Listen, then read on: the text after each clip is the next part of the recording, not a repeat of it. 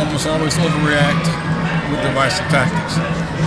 We're marching this week, 1965, in Selma for the right to vote. Governor Wallace, who believed in states' rights and against workers' rights, blocks school doors. So from Wallace to Walker, the same tactics. Right to work laws, states' rights, attacking workers' rights, the ID identification, trying to undermine the voting rights, and it's very undemocratic. But the people marching represents collective bargaining. It's not just the methodology of bargaining, it's also the content. The government wants to cut $900 million in education, privatize university in Wisconsin, and cut K through 12 education. We know that prenatal care, Head Start and daycare on the front side is better than jail care and welfare on the back side. You see, it doesn't have money, and yet President Barack offered $800 million in stimulus money that was turned down. To build more rail at a time when the gas is going to $5 a gallon. So why should we build more rail as opposed to building more highway? We must have the authority to change the standards for who's available for Medicare. And so it's unhealthy by democracy. And I think that what we're now looking at is a kind of radicalism where for the wealthy there's no roof, for the poor there's no floor, and the middle class is sinking. More and more we see fewer and fewer have more and more wealth, and more people are poor. The workers' jobs have been outsourced to foreign countries abroad.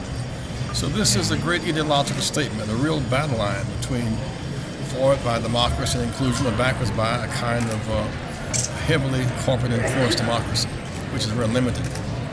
Were you surprised to hear protesters were being dragged out today, though?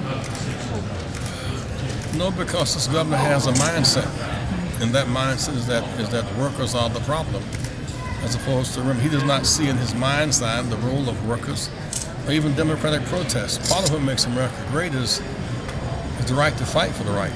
And when we've seen democracy at work, whether it's in Birmingham or Selma, or South Africa, Cairo, or Madison, democracy ultimately prevails. It is the will of the people. And he has a mandate in his own mind. It's much more narrow than the wish of the people of this state or of the country. But it's connected. It's Wisconsin, Madison, it's Indianapolis, Indiana, it's Columbus, Ohio, it's Pennsylvania. And the whole idea is a kind of Confederate agenda, right to work laws, anti-labor, anti-civil rights, anti-voting rights, limited participation for all the people, taxes for wealth and job cuts for working people. I am astonished at how we're using teachers as scapegoats for the crisis. It's not, we are in an economic crisis. It's because we have too much blood in one spot not circulating.